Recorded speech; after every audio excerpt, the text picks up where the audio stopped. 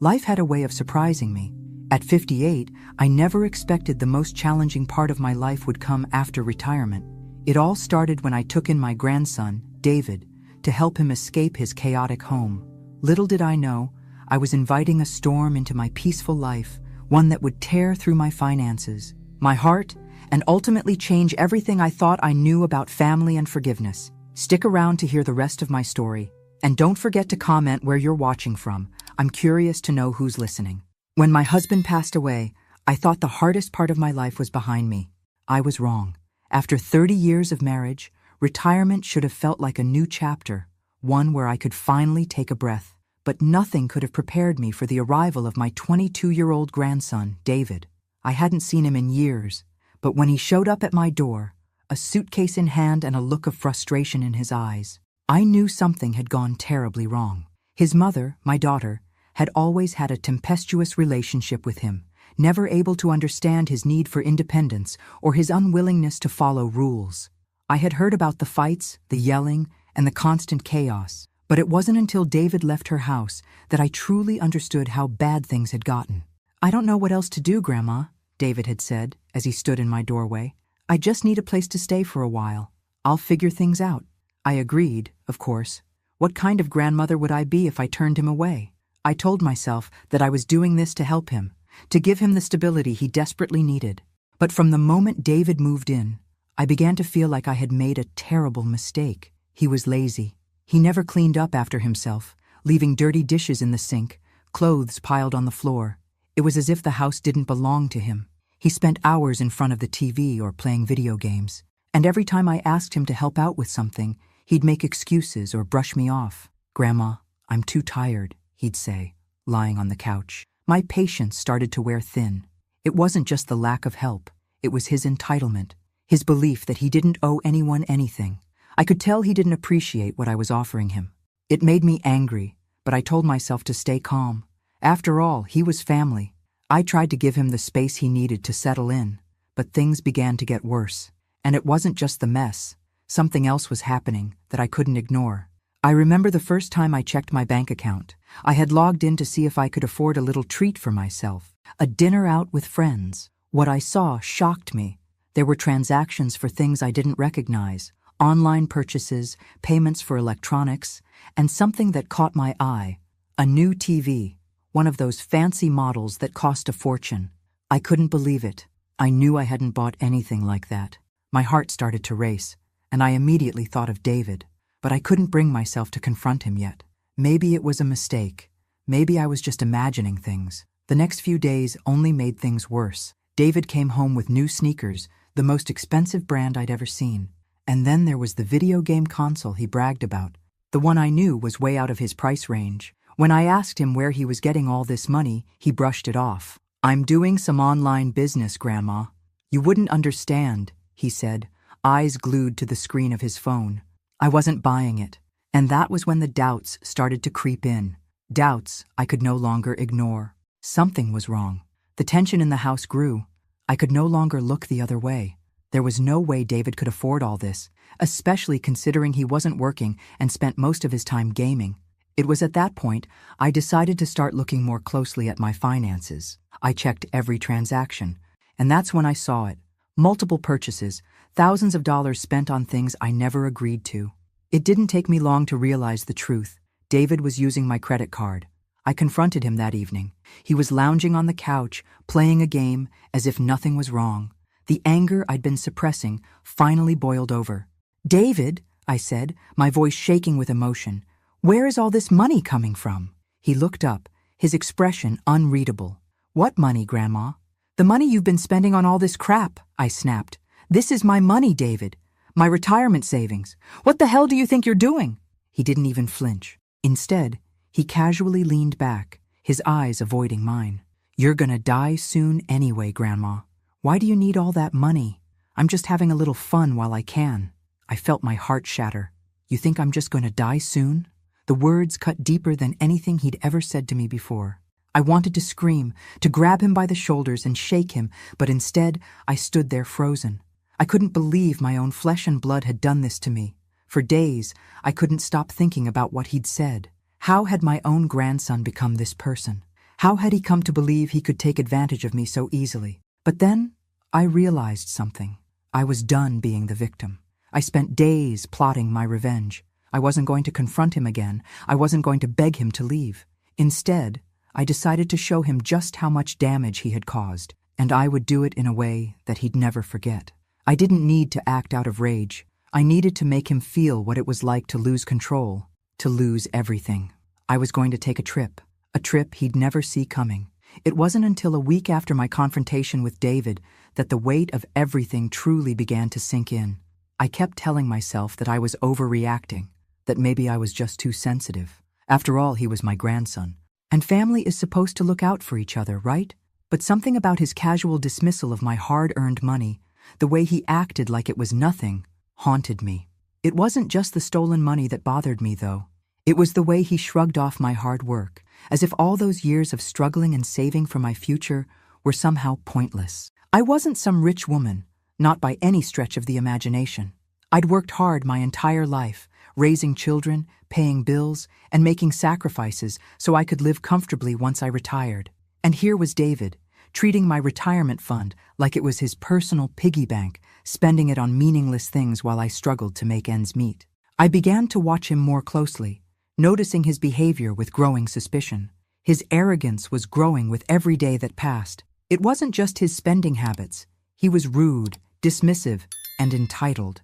The more he threw around his business talk and braggadocio about his newfound wealth, the more I realized just how little he cared for anyone but himself. One afternoon, I caught him coming home with yet another expensive purchase, this time a new gaming laptop.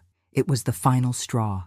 I had had enough of his lies, his excuses, and his disrespect. He didn't care about anyone or anything except himself and his latest gadgets.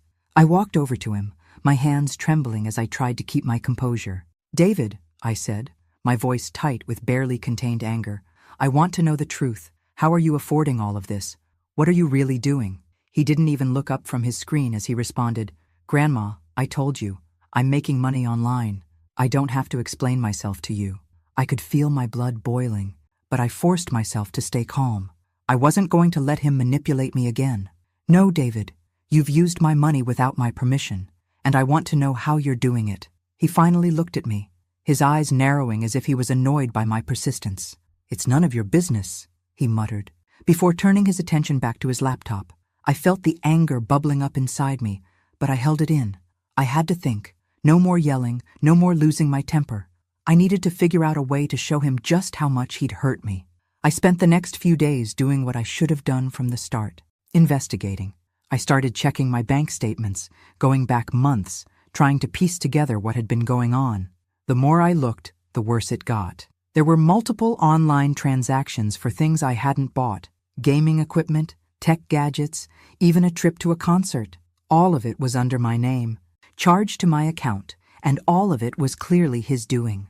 I knew this couldn't go on. My retirement savings were meant for me, for my future, not for David to spend on his whims. I found myself pacing the living room, feeling the weight of the betrayal settle over me like a heavy blanket. The anger I felt now wasn't just about the money. It was about respect, or rather, the complete lack of it. I had given David a place to stay, a roof over his head, and this was how he repaid me? By stealing from me? I couldn't let him get away with it. But what could I do?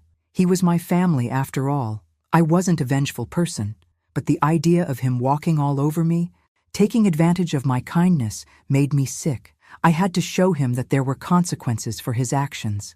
It was then that the idea hit me.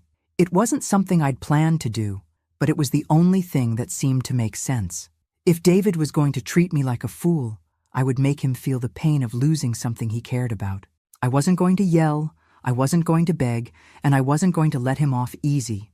I was going to teach him a lesson he'd never forget, but I needed to be smart about it, quiet, calculated. It wasn't going to be about punishment. It was going to be about showing him the real cost of his behavior. I started planning. It wasn't long before I had everything figured out. I would take the one thing he cared about most, his money, and make him understand exactly what it felt like to lose control. I began to plan a trip, my dream vacation. The one thing I had never allowed myself to take before. I would go to a place I'd always dreamed of visiting, but had never had the chance to. and I would use David's credit card to pay for it all. Every last cent. I knew this would send him into a tailspin. The thought of him losing control of something he thought was his, just like he'd made me feel with my own money, filled me with a sense of quiet satisfaction. I wasn't going to just spend the money recklessly, though. No, this would be calculated. Every penny would go toward giving me a taste of the life I deserved, without him interfering. He'd made me feel small, insignificant, and taken advantage of. It was time for him to realize what that felt like. The morning I booked the flight, I felt a thrill of satisfaction. This wasn't just a trip, it was my revenge. The power was in my hands now, not his. I knew David would be furious when he found out, but I wasn't going to be around to hear it. I was going to disappear for a while, leave him with nothing but his own mess to clean up. And when I came back, he'd understand just what he had lost. It didn't take long for my plan to come together. But even as I made my arrangements, a part of me still wondered if this was the right thing to do. Was I really ready to take things this far? But then, I'd remember what David had said to me that day, how he casually dismissed my hard work, how he took what wasn't his, and how he mocked me when I confronted him. I was done being the victim. I spent the next few days planning everything meticulously. The tickets were booked, the hotel reservations confirmed. I told myself it was for me. It was about me, for once in my life. I wasn't going to apologize for taking a break from the suffocating weight of everything David had put me through. It wasn't just a vacation. It was a declaration of my independence. But as the days ticked down to my departure, I kept thinking about how David would react when he found out. Would he just ignore it? Pretend it didn't happen? Would he confront me, demanding answers? The uncertainty was unsettling, but I knew I couldn't back out now. I had to go through with it. I had been too passive for too long. I'd never used a credit card in such a reckless way before. It felt like I was stepping into territory I had no experience with, but the thrill of it was undeniable. It was like flipping a switch, a shift in power I hadn't known I needed. David had made me feel powerless, invisible even. Now I was taking back control, even if it meant a little chaos. The day I left, I packed my bags with a sense of freedom I hadn't felt in years. I slipped my phone into my pocket and made sure I had everything I needed. My passport, my wallet, and a sense of liberation that felt almost foreign. I was finally doing something for myself, something that wasn't about making dinner, cleaning the house, or worrying about everyone else's needs. The flight was long, but the moment I stepped off that plane, I felt something I hadn't felt in a while: joy. The city was alive with possibilities, beautiful architecture, bustling streets, the thrill of something new. I was free. I could feel my chest lifting with each step. I spent the next few days completely absorbed in my own happiness. I ate at restaurants I'd only ever dreamed of visiting, wandered through art galleries, and treated myself to every indulgence I could imagine. For the first time in forever, I didn't have to worry about anyone but myself. It felt liberating, like a breath I hadn't taken in years. But even in the midst of all this, I couldn't help but think about David. He was back at the house, stewing over what I'd done. I couldn't bring myself to feel bad for him, not when I knew he had been taking advantage of me for so long. The idea of him panicking, realizing what had happened, brought a twisted sense of satisfaction. I thought about what he'd say when he found out. Would he yell? Would he beg me to come back and fix everything? Or would he try to turn it all around, pretending like none of this was his fault? I was almost eager to see how he would react. It wasn't until a few days into my trip that I received the first sign of his rage. My phone buzzed as a message from David popped up, his words dripping with anger and disbelief. "Where the hell are you? I'm getting all these notifications about charges on my card. What the hell did you do?" I almost smiled at his tone. It was exactly what I had expected. Outraged, accusatory, with no sense of responsibility for his own actions. He still didn't get it. I didn't respond right away. There was nothing to say that would change anything, no explanation that could make him understand. Instead, I took a deep breath and went about my day. I was determined to keep my peace, not let him pull me back into his drama. For the next few days, his messages became more desperate, pleading even. "You're crazy, Grandma. I can't believe you did this. I'm going to report you to the police. This is theft." I didn't bother responding. His words were just noise now. It wasn't about the money.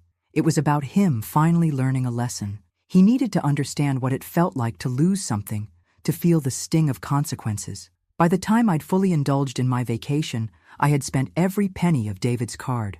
But it wasn't about the money. It was about showing him that I wasn't someone he could push around.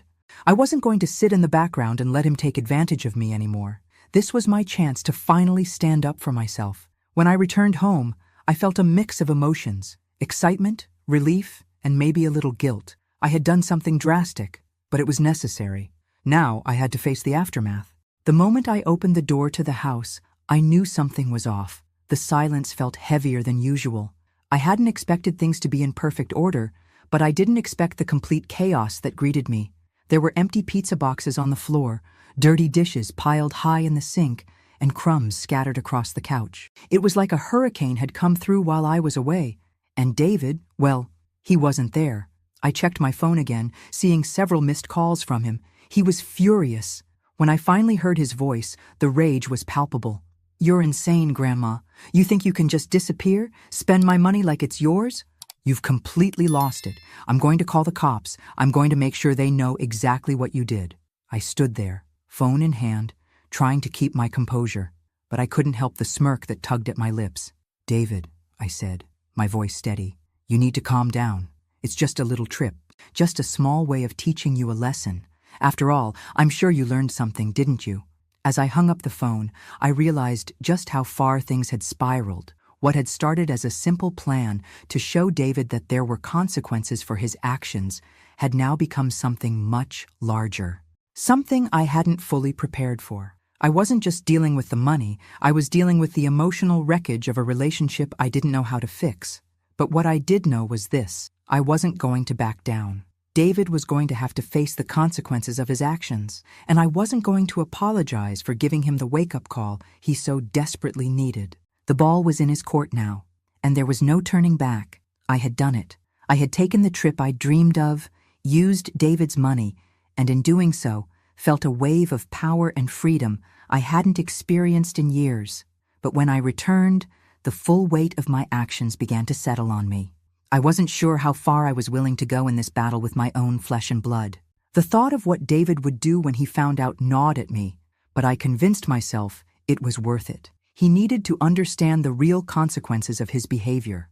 What I hadn't anticipated was the sheer rage that would consume him once he realized what had happened. When I walked into the house, the mess was exactly what I'd expected, only worse. Pizza boxes, dirty laundry, wrappers, and cans strewn across the floor.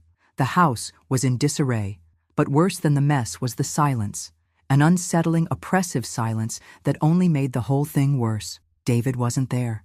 I checked the kitchen, checked the living room, but he was nowhere to be found. I wasn't sure whether to feel relieved or anxious, but I knew that when he found out what I'd done, everything would explode, and explode it did.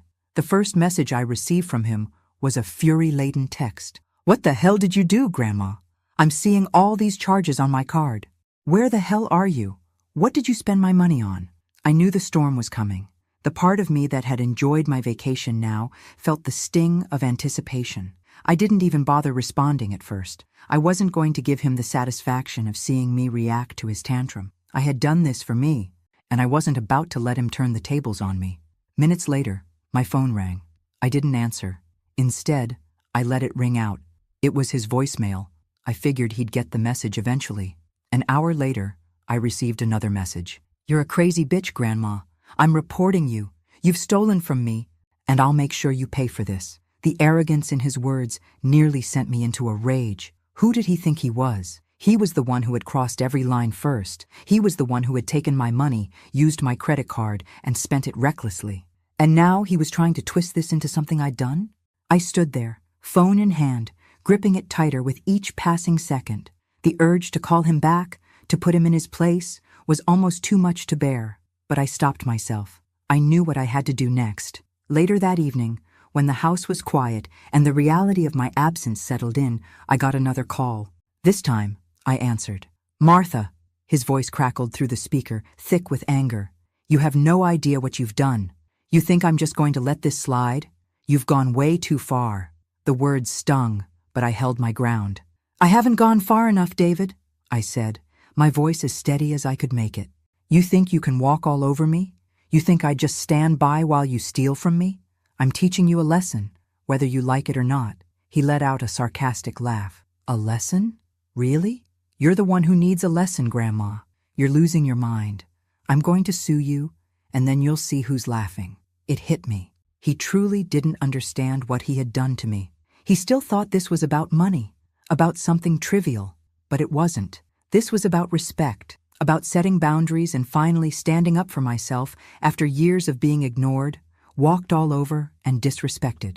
"David," I said, my voice still calm, but firm, "I'm not afraid of your threats. I'm not afraid of your tantrums. You want to sue me? Go ahead. But before you do, you need to ask yourself, how did we get here? Why did I feel the need to do this? What does it say about you that I had to go to these lengths just to get you to understand?" There was silence on the other end for a long moment, the kind of silence that made my heart race. Then he spoke again, his tone quieter, but still sharp. "I don't need your lectures, Grandma. I'm done with you. I'm going to make you regret this. You'll see. I'll have you kicked out of this house. I'll make sure you pay." I could feel the heat rising inside me, the fearlessness that had taken root during my trip growing stronger.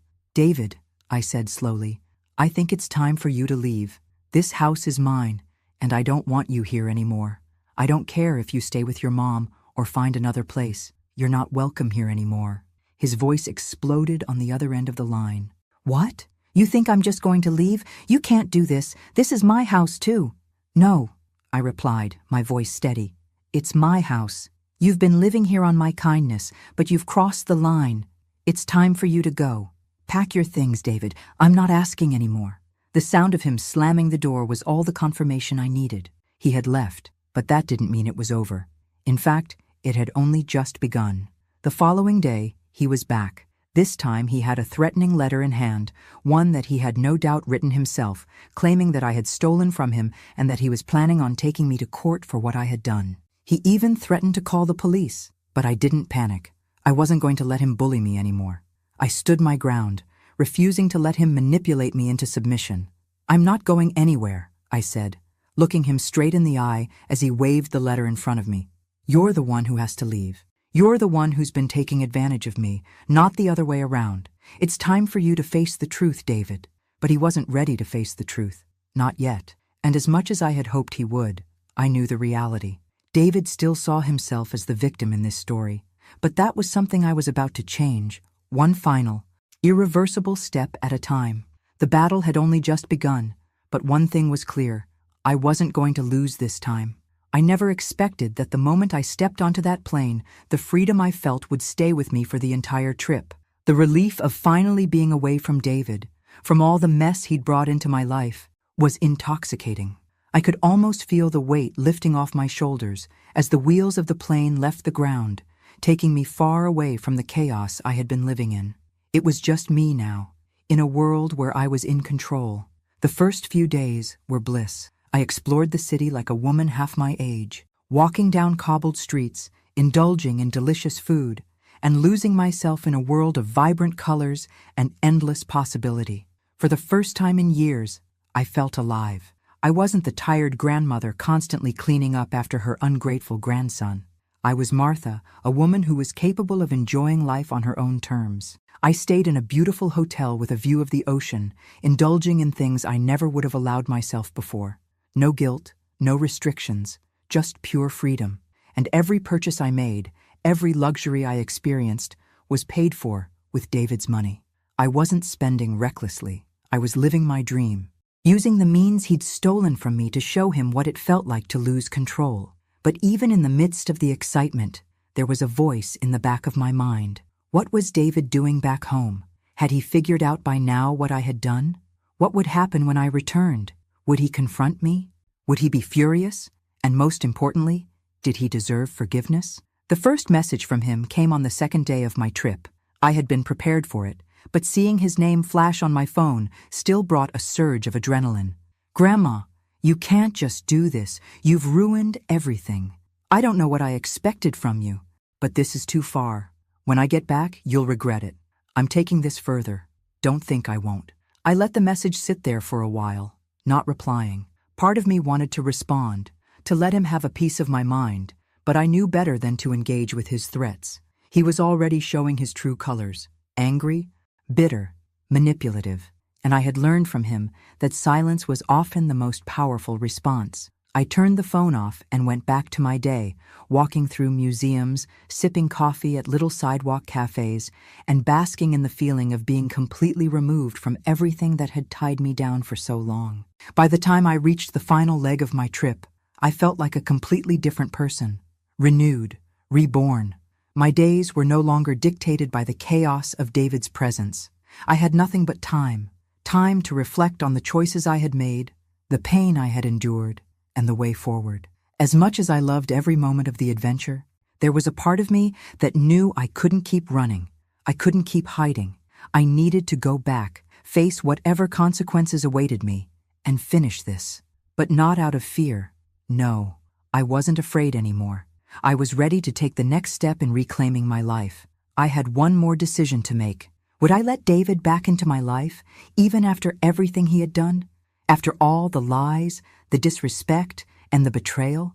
The day I arrived back at the house was unlike any other I had ever experienced. The silence was heavier this time. David was nowhere to be found, and the house was eerily quiet, almost too quiet. I dropped my suitcase on the floor, feeling a mix of exhaustion and anticipation. I pulled out my phone, and sure enough, there was a message from him. I read it in one go, but I couldn't help but feel a sense of finality in his words. "I'm coming for you." That was all it said. My heart raced as I read it. I knew David had always been reckless, but now it felt like he had crossed a line. He was dangerous. There was no turning back from this. But what did he expect me to do? He thought I was afraid of his threats? I didn't have time to waste. I went through my mail, sat down, and took a deep breath. This was it. The moment everything changed. I wasn't going to back down. David needed to learn. He needed to face reality. I called a lawyer. I needed to make sure I was prepared for anything that came my way. I wasn't the same woman who had let him walk all over her. I had my rights, and if David thought he could intimidate me, he was sorely mistaken. The next few days were a blur of messages from David, each one more desperate than the last. He continued to threaten me, claiming he was going to take legal action, that he'd go to the police, that I would regret this. But each time I saw his messages, I felt a sense of calm wash over me. I didn't feel guilty for what I had done. I had taken his money, yes, but it wasn't about the money. It was about respect. It was about teaching him that there were consequences for his actions, and if he couldn't see that, then there was no place for him in my life anymore. Finally, the confrontation came. David showed up, not at the front door, but in the backyard, waiting for me. His face was flushed with anger, his eyes narrowed with hate, but there was something else, too, something deeper, more vulnerable, that I hadn't expected to see. "You think you're the victim, don't you?" he shouted. "You think that just because you're older, you can pull this crap and get away with it? You think I owe you something?" I stared at him, taking in his words. His anger was palpable, but underneath it, there was a hint of fear. He had never been scared of me before, but now, for the first time, it seemed like he realized just how far I had gone. And that, in itself, was a victory. "No, David, you owe me nothing," I said, stepping forward. "But you owe yourself a lesson. I've spent my life taking care of everyone else. Now it's time to take care of me." He didn't know what to say to that. For a moment, he just stood there, staring at me. Then, without a word, he turned and walked away. It wasn't over yet. I knew there would be more to come, but for the first time in a long while, I felt a sense of peace. I had stood up for myself, and no one, not even David, could take that from me. I knew David would eventually come back. I knew the moment I set foot on that plane that I was setting into motion a series of events that couldn't be undone. But nothing could have prepared me for the storm that awaited me when I returned home. The house was just as I left it, untidy, chaotic, but now it felt like there was a heavy cloud in the air. The silence was almost suffocating. The mess didn't bother me nearly as much as the overwhelming feeling of tension that hung over everything. I wasn't just facing a pile of dirty dishes. I was facing the aftermath of everything I had set in motion. I had hoped David would have cooled off. Maybe he'd rethink his actions. Maybe he'd recognize the lesson I was trying to teach him. But as the days went by and the silence continued, I started to feel the weight of anticipation. He wasn't gone for good. He was going to make his presence felt one way or another. The moment I checked my phone, I saw a missed call from him, then another, and another. He'd been trying to get in touch with me. I felt a pit form in my stomach, but I didn't panic. I was ready for whatever he had to throw at me. I called him back. "Grandma, I don't know what the hell you think you're doing." His voice was low, barely contained, and dripping with contempt. "But you're going to regret this. I'm taking everything from you. I'm going to make sure you pay for what you've done." There was a coldness in his voice, a tone I hadn't heard before. He sounded like a stranger, like the kid I had raised was nowhere to be found anymore. He was angry, no doubt about that, but there was something more, fear. And I realized then that what I had done wasn't just a wake-up call for him. It had shaken him to his core. "I'm not the one who needs to pay, David," I said, my voice steady. "It's you. You've spent years taking advantage of me. I gave you a home. I gave you a chance. And this is how you repay me? By taking what isn't yours? By stealing from me?" There was a long pause on the other end, and I could feel his frustration growing. "You don't know what you've done," he muttered. "You've destroyed everything. I trusted you, and you took what didn't belong to you," I replied, calmly but firmly. "What did you expect? I'm not your doormat, David. I'm not going to let you walk all over me anymore." He didn't answer right away, but when he finally spoke, it was with a venomous tone. "This isn't over, Grandma. You'll see. I'm going to make sure you lose everything." The days that followed were filled with messages from David. Each one was more desperate, more enraged than the last. He threatened me with everything he could think of: lawsuits, calling the police, telling everyone I was a criminal. But none of it fazed me. I had finally seen through him. He was just like his mother, always quick to shift the blame, never taking responsibility for his own actions. And I was done. But it wasn't just the threats that scared me, it was what came next. David showed up. I was sitting in the living room, trying to unwind after a long day, when I heard the front door open. It wasn't a casual knock or a phone call. This was different. This was him forcing his way in. Before I even had time to react, I heard him yelling from the hallway, "Martha, you have no idea what you've done!" I stood up quickly, my heart racing as I moved toward the sound of his voice. He was in the living room now, pacing back and forth like a wild animal trapped in a cage. "You think you're some kind of hero, don't you?" His voice was rising with each word, his anger spilling over. "You think you've taught me some lesson? You've ruined everything. You've destroyed the only relationship I had left." I stared at him, shocked by the depth of his fury. "I didn't ruin anything, David. You did. You chose to disrespect me, to steal from me, and now you want to blame me for it?" David's face twisted with rage, his fists clenched. "I trusted you," he screamed. "You're the one who's crazy. You don't know what you've lost. I'm going to make sure you never get away with this." The words stung, but I stood my ground. "You're right about one thing. I lost. I lost the son I thought you were. I lost the respect I thought I had earned. But what you don't get is that you're the one who's going to lose in the end. You've already lost me, David." The storm in the room felt suffocating. David was no longer the young man I'd tried to help. He wasn't the grandson I had once adored. He was someone else, someone I didn't even recognize anymore. And I realized then that there was nothing more I could do for him. He had to figure it out on his own, just like I had to figure out how to live my life without constantly putting others first. He stood there, panting, his face flushed with rage, and then, without another word, he turned and stormed out of the house, slamming the door behind him with a force that rattled the walls. I stood in the living room, breathing heavily. The confrontation, though intense, had brought me a strange sense of relief. The battle had been fought, the lines had been drawn, and now it was over. At least I thought it was. The next day, I received another call from David, but this time it was different. His voice was subdued, quieter. "Grandma," he said, his tone unexpectedly calm, "I don't know how to fix this. I don't know how to make up for everything I've done." I was silent for a moment. His words hung in the air between us, uncertain. "David," I said, my voice soft, "you can't fix everything, but you can start by admitting you were wrong." There was a long pause before he spoke again. "I was wrong, Grandma. I've been selfish. I've hurt you, and I don't know how to make it right." His apology, though long overdue, was a step in the right direction. But I knew that it wasn't the end of our journey.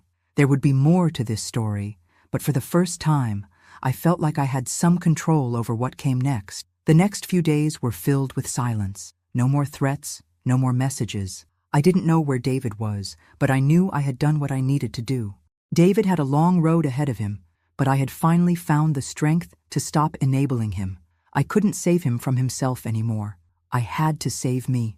I woke up the next morning, feeling like I had taken a breath I didn't know I was holding. The events of the past few days had drained me emotionally, but also filled me with a sense of accomplishment. For the first time in a long time, I wasn't carrying the weight of someone else's choices on my shoulders.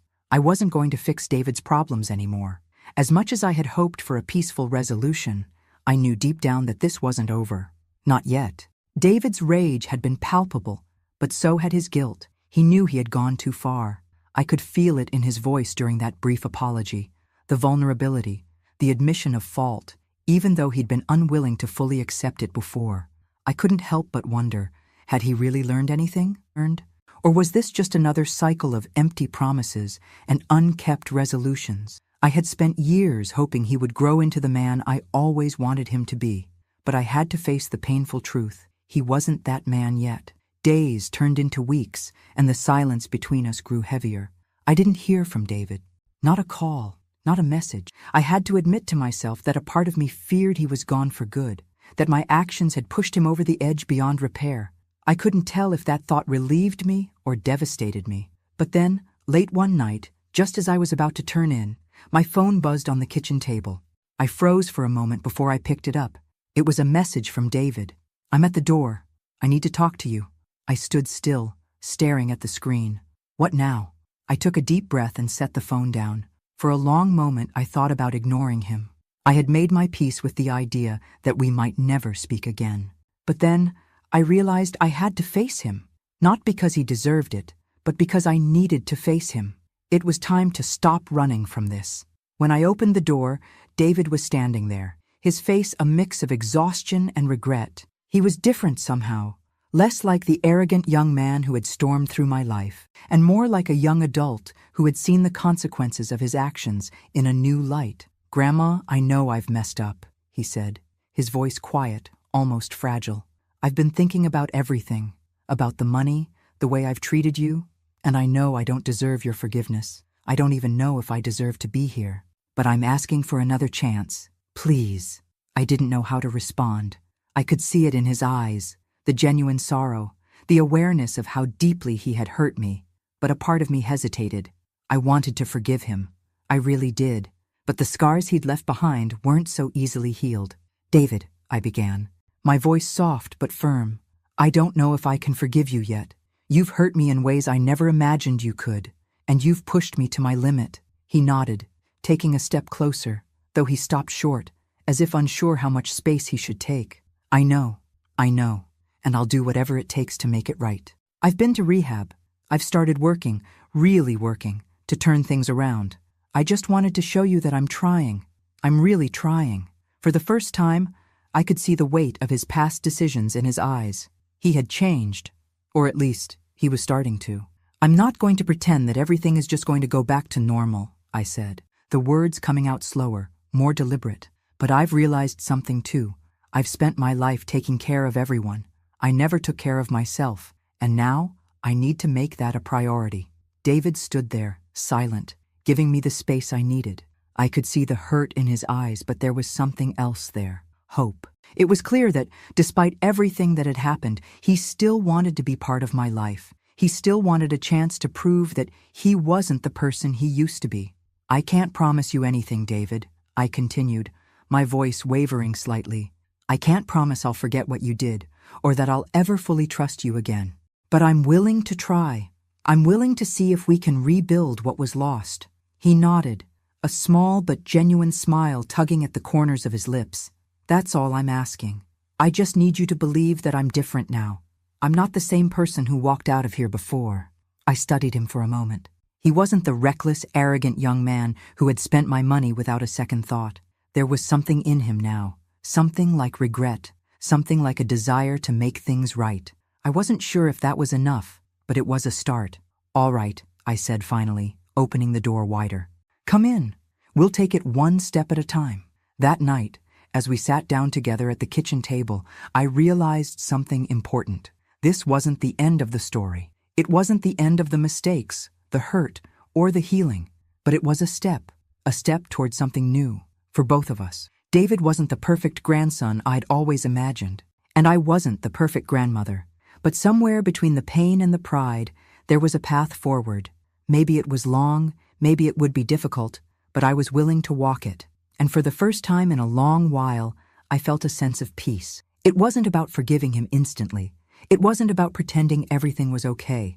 But it was about understanding, about recognizing that people could change, even if it took time. David had started his journey of redemption. I was starting mine. And this time, we would do it on our own terms. The following weeks were tense, but not as explosive as I had expected. David had moved back in.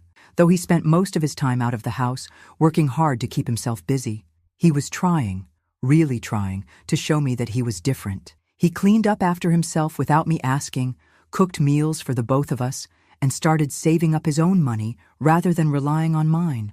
The subtle shift in our dynamic was palpable. It wasn't that everything was perfect or even close to it, but there was progress, a small but significant change, and I felt it, deep down. For the first time in a long while, I didn't feel like I was carrying him. I wasn't his crutch anymore. David and I had long conversations late at night, the kind of conversations I had avoided having for years.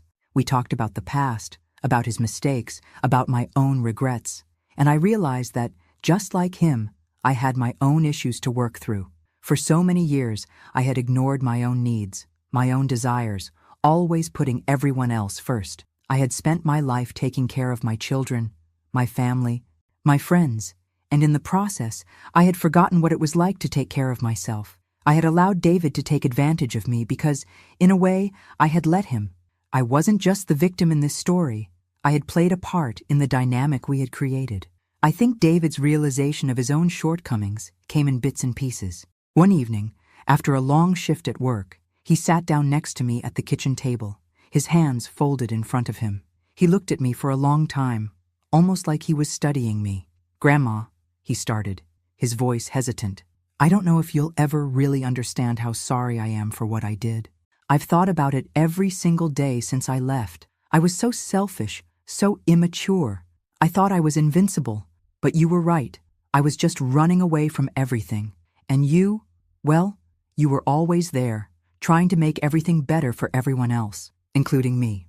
I met his gaze, feeling a mix of emotions swirl inside me. Sadness for what he had been through, but also a certain pride. This was the David I had hoped to see, the one who finally understood the damage he had caused. He wasn't there yet, but he was trying. "I know, David," I replied, my voice gentle but firm. "And I appreciate that, but we both have a long road ahead. It's not just about saying the right words. It's about proving it every day. You've hurt me, and I can't just forget that.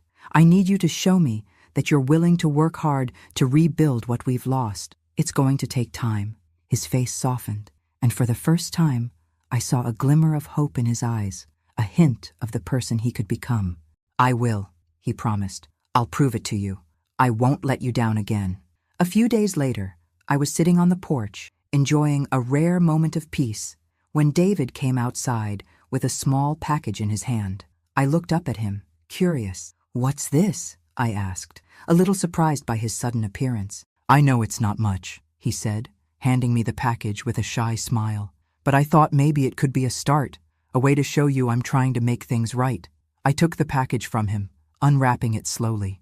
Inside, I found a beautiful necklace, delicate and simple, with a small pendant shaped like a heart. It was understated, but it felt meaningful in its simplicity. "David," I started, my voice catching slightly. I wasn't sure what to say. It wasn't the gift that mattered. It was the gesture, the thought behind it. "I know it's not much, but I just wanted you to know that I'm thinking about how I can show you that I'm changing," he said, looking down at his hands. "I'll keep showing up, I promise." I smiled softly, a tear escaping from my eye before I could stop it. "You've already shown me more than you know." The days went by in a quiet rhythm, the kind of peace I hadn't had in years. David continued to work hard, both at his job and at rebuilding his relationship with me. We spent time together in the evenings, sometimes talking about everything and nothing.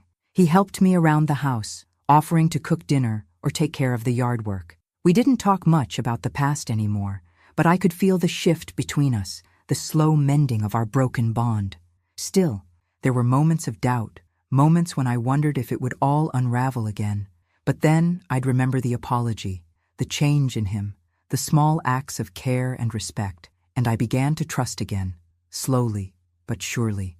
A month later, we sat together at the kitchen table having dinner. The silence between us wasn't uncomfortable, it was peaceful.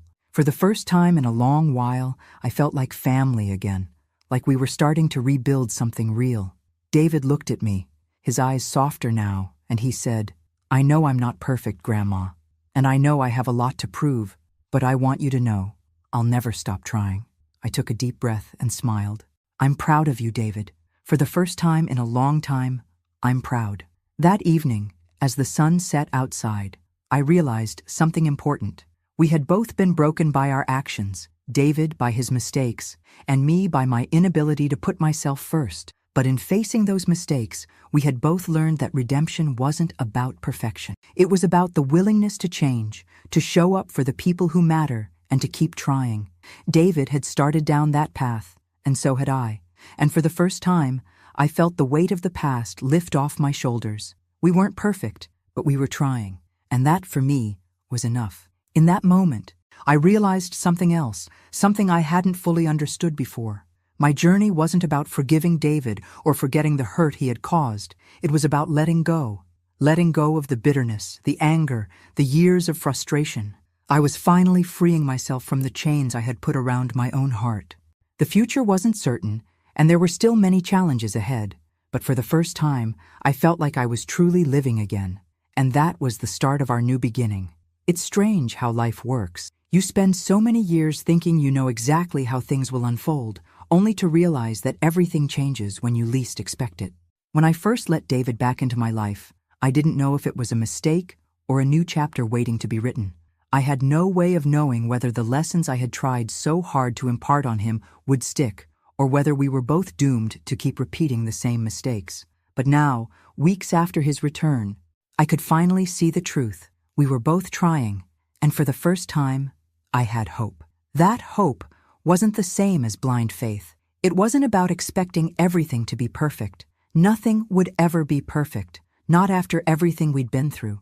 But there was something about the quiet way he was proving himself, the way he had shifted from arrogant and dismissive to humbled and thoughtful, that made me believe in the possibility of a new beginning.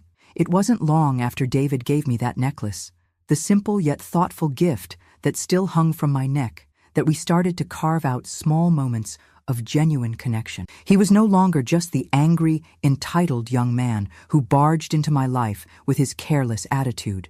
He was starting to show signs of the person I always hoped he could become.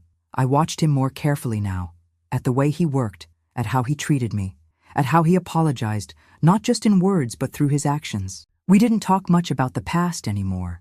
It was clear that we both had enough baggage to fill a lifetime. But every now and then, we would take a moment to reflect, to acknowledge that things would never be the same, and that was okay. We were rebuilding, slowly, one day at a time.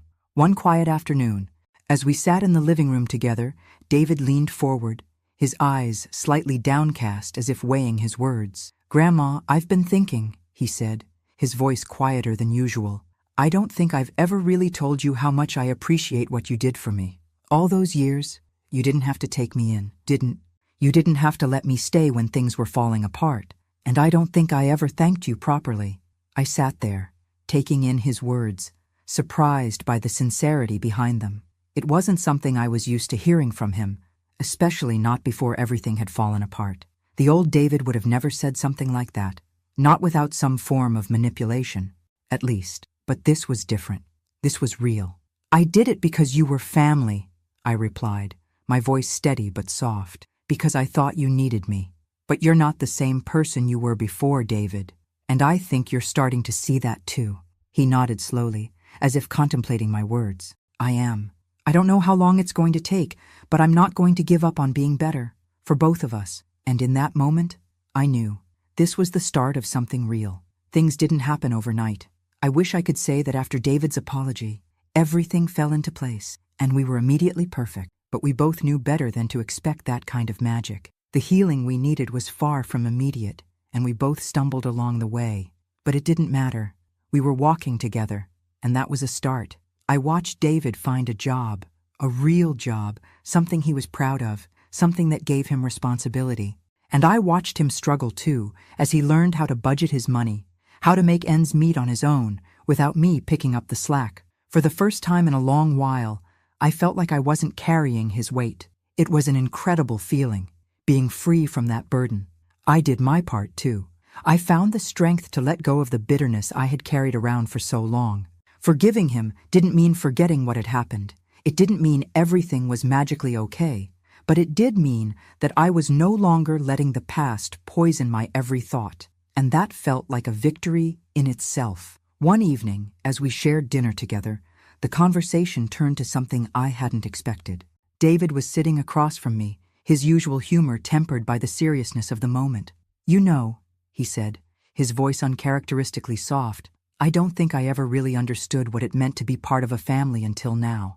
I've spent so much of my life running from everything, my mom, my mistakes, and even you. But being here, with you, it's different now." His words struck me in a way I wasn't prepared for. In that quiet moment, I saw him, really saw him, for the first time in a long while. He wasn't the angry, entitled young man I had taken in. He was growing, slowly but surely, and that growth mattered more than anything else. "I don't expect everything to be easy," he continued, looking down at his plate, his fingers tracing the edge of his glass. "But I want to be better, for you, for myself. I'm not perfect, and I don't know if I ever will be, but I'm going to keep trying." Tears welled up in my eyes, though I quickly blinked them away. I had never wanted anything more than this moment of genuine connection. "I believe you, David, and I'm proud of you. But remember, you don't have to do it alone anymore.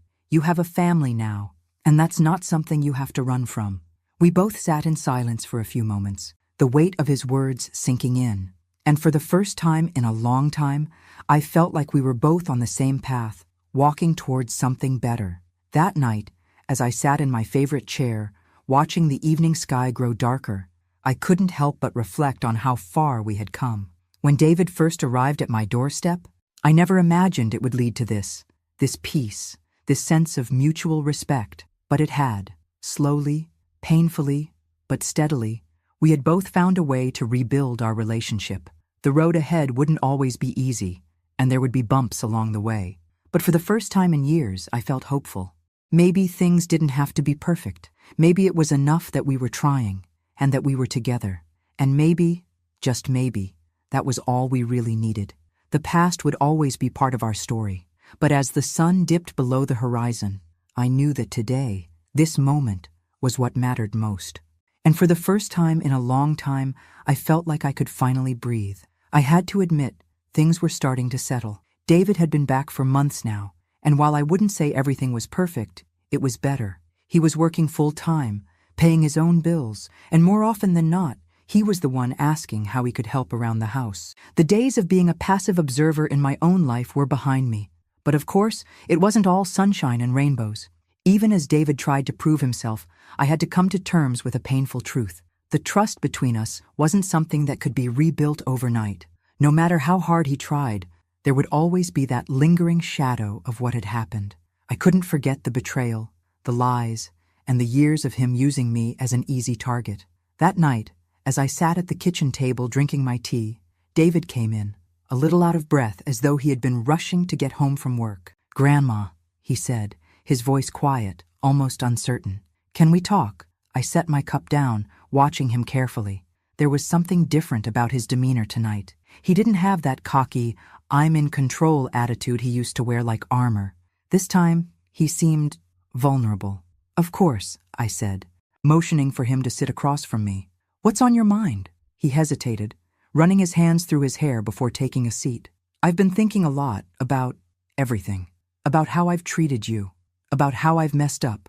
He paused again, as if he were searching for the right words. "And I just want to tell you that I'm really sorry." I studied him carefully. David wasn't a man of many words, certainly not of meaningful ones. And yet, I could see it in his eyes. Something had changed. There was guilt, but there was also a hint of something else, a recognition of the weight of what he had done.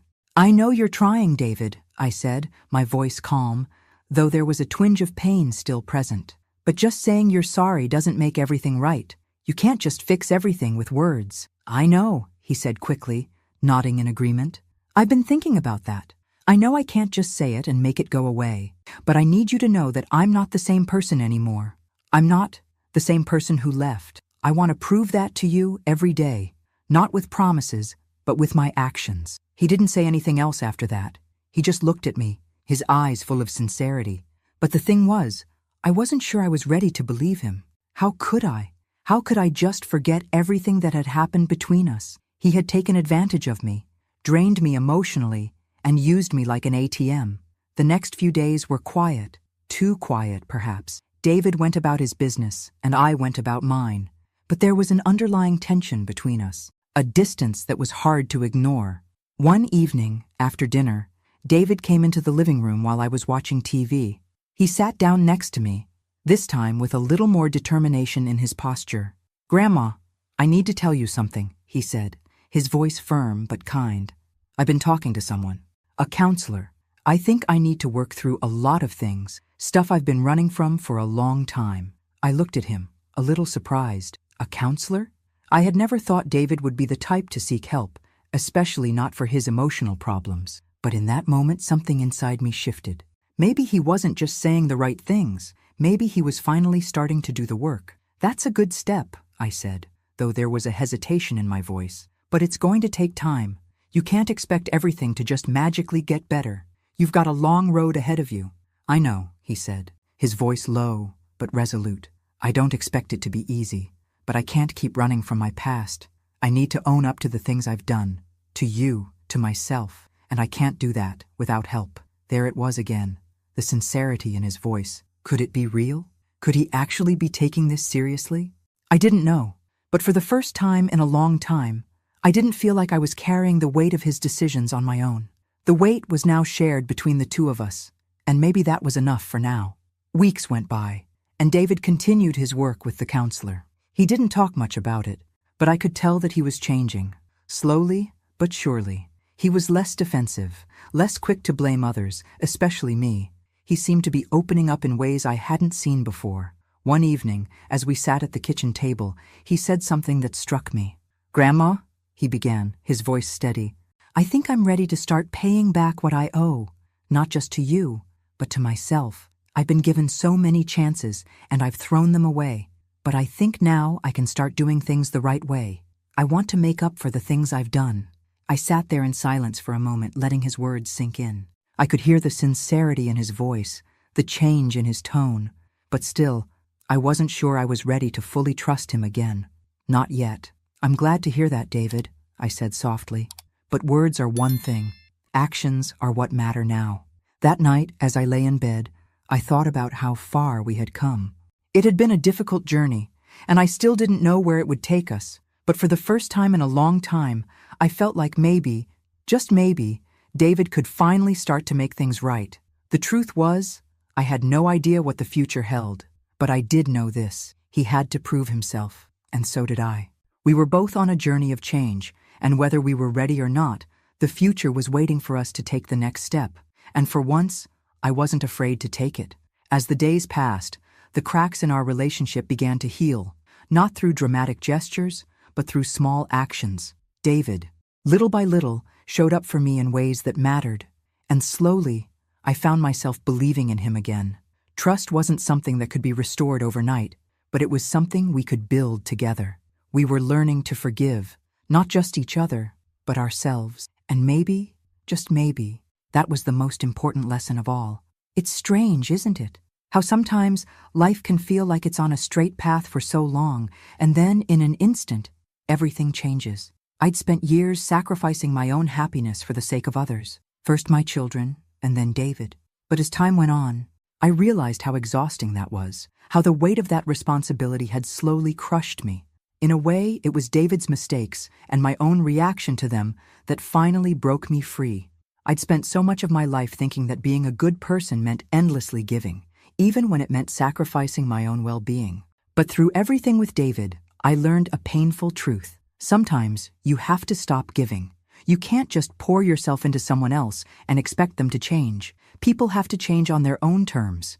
And, just as importantly, you have to let go of what's holding you back, even if it's family. David had started the hard work of changing, but so had I. The days passed with more quiet understanding between us. David continued his counseling, and I continued to let him prove himself. He no longer asked for money. He didn't demand favors. He had started to find his own footing, and for the first time, I saw a glimpse of the person I had always hoped he could become. But there were moments, small moments, that would remind me of everything that had come before. It wasn't about forgetting the past. It was about accepting that we both had to heal in our own time. I couldn't rush forgiveness. I couldn't force trust. One afternoon, David came home from work, looking more worn than usual.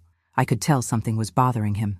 "Grandma," he said quietly, sitting at the kitchen table, I'm struggling with this whole thing. I want to do better. I want to be better. But there are times when I just feel like I don't deserve to be here. Like I'm not worthy of you." I looked at him, watching the vulnerability spill out. This wasn't the brash, defensive young man who had walked into my life years ago. This was someone who had been humbled by the consequences of his actions and was now fighting to redeem himself. "David," I began, trying to keep my voice steady. "It's okay to feel like that.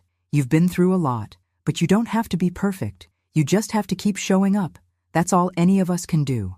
He nodded, the weight of what I had said settling in. "I know," he whispered, "and I want to. I want to prove that I'm worth the chance you've given me." In that moment, I realized how much we both had left to learn. He had a long road ahead, and so did I. But for the first time in a long time, we were walking those roads together, side by side. The months went by, and things continued to improve, slowly but steadily. There were bumps in the road, yes. I'd be lying if I said everything was smooth. Trust is hard to rebuild. It doesn't happen overnight. But with every passing day, David showed me that he was committed to change. And with every passing day, I started to let go of the anger and resentment that had weighed me down for so long. One evening, as I sat in the living room with David, we were just quietly watching TV.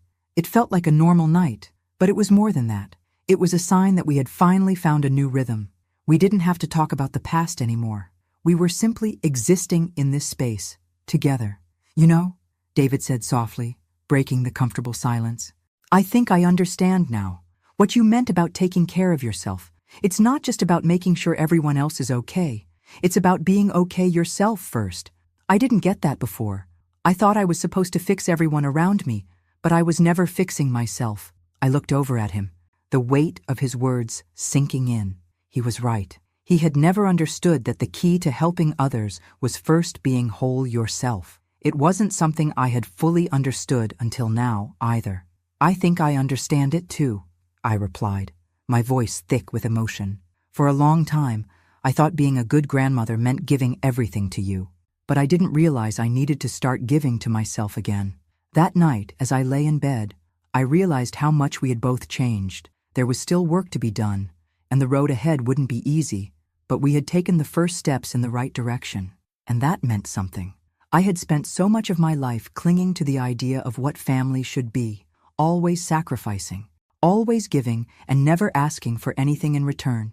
But now, I realized that family wasn't about sacrificing yourself for others. It was about being there for each other, about lifting each other up, and about recognizing that sometimes the greatest gift you can give is not your time or money, but your trust and your respect. I had learned to trust myself again, and David had learned to trust me. That in itself was enough. Months later, things continued to improve. David had started to build a future for himself. He was getting back on track with his finances, finding stability in his career, and even making plans for the future. I watched him with a sense of pride, knowing that this wasn't the same person who had walked into my life all those years ago. He was someone different, someone better, and I was different too. I wasn't the same woman who had spent years feeling burdened, frustrated, and disrespected. I had learned to put myself first. I had learned to let go of the past and to forgive, not just David, but myself as well.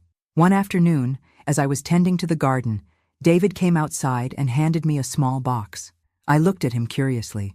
unsure what it was. "I've been saving up," he said, his voice low but full of meaning. "I know I can't change everything with one gesture, but I want you to know I appreciate you, everything you've done, everything you've taught me." I opened the box slowly, and inside was a small, elegant bracelet. Simple, but beautiful. "David," I began, my voice catching in my throat. "This is too much." He smiled gently, his eyes full of sincerity. "It's not too much, Grandma. You've given me more than anyone ever has. I just wanted to show you I'm grateful for everything." I didn't know what to say. I had no words. I had spent so long fighting with him, hating him, wishing he could be someone different. But here, in this small, quiet moment, I realized that the person he had become, the person he was still becoming, was enough. And that was all I had ever needed. And so we moved forward, slowly, but with purpose. The past would always be part of our story, but it didn't define us. We did. And in the end, that was enough. It's been a while now, and I find myself reflecting on everything that has happened, how far David and I have come, how much we've both grown. If someone had told me all those months ago that things would eventually settle into something resembling peace, I wouldn't have believed them. After all, the damage had been done, the betrayal, the anger, the years of frustration. How could I ever imagine that it could turn into something new? But here we are.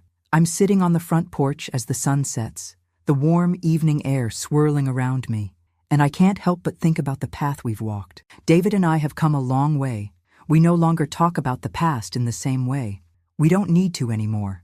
The lessons we've learned aren't just words we say to each other now.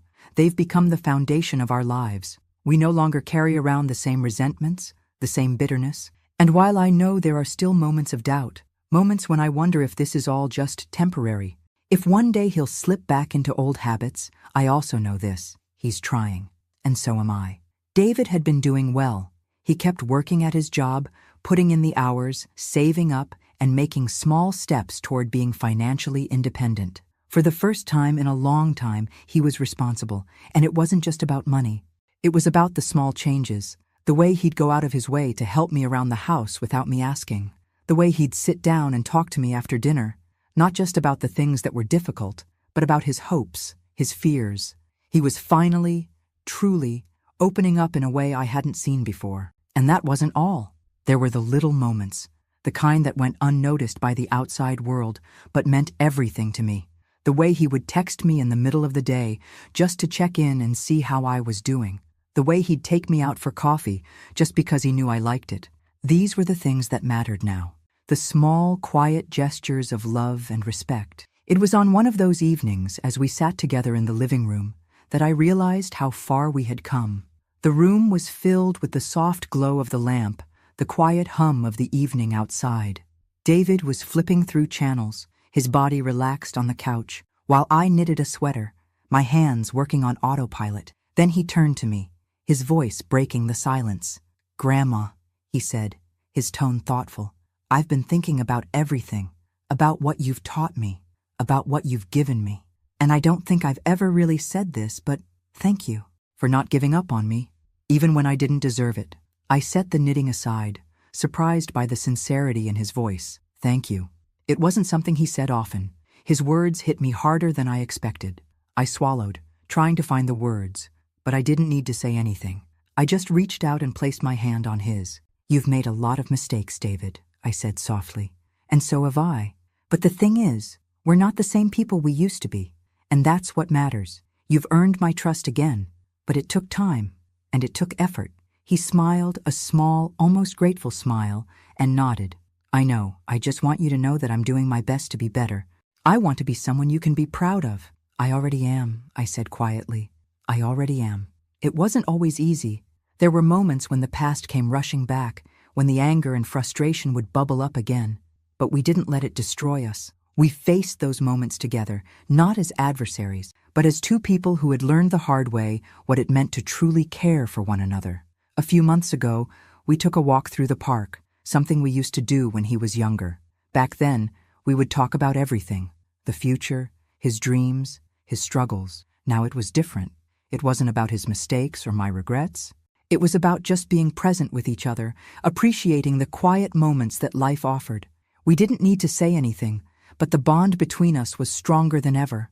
As we walked, I looked at him, really looked at him, and I could see it, the hope in his eyes, the man he was becoming.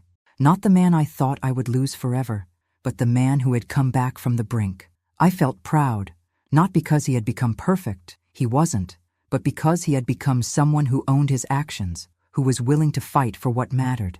"Do you think I'll ever be able to make up for everything I've done?" he asked, his voice soft. "You already have, David," I said, my voice steady but filled with emotion. "Every day you show up, you're making it up, and that's enough." It's funny how life works. You go through so much pain, so much heartache, and in the end, you realize that all that really matters is that you keep going. You learn from your mistakes, you show up, you try, and that's what makes all the difference. David still has a long road ahead. I know that, but so do I. We're both still learning, still changing, but what I've learned over the past year is this: redemption isn't about perfection. It's about the willingness to grow. And I can see now that David has that. He has the will to keep going, to keep growing, and that's more than I ever expected from him. And me? Well, I've learned that I don't have to carry all the weight. I don't have to sacrifice myself for anyone. Not anymore. I've learned to take care of myself, to put myself first for once. And in doing that, I've realized that we can be a family again. Not the way it used to be, but in a way that works for both of us. As I sit here, watching the sun set over the horizon, I realize that this moment, this peace, is what I fought for. Not just for David, but for myself. And maybe, just maybe, we're both finally learning how to live. And that's enough. I don't know what the future holds, but I'm ready for it. I'm ready to face whatever comes next, knowing that the path we've walked together is the one that's led us here. And that, for once, is all that matters. The rest can wait. Thanks for listening. Don't forget to subscribe and feel free to share your story in the comments. Your voice matters.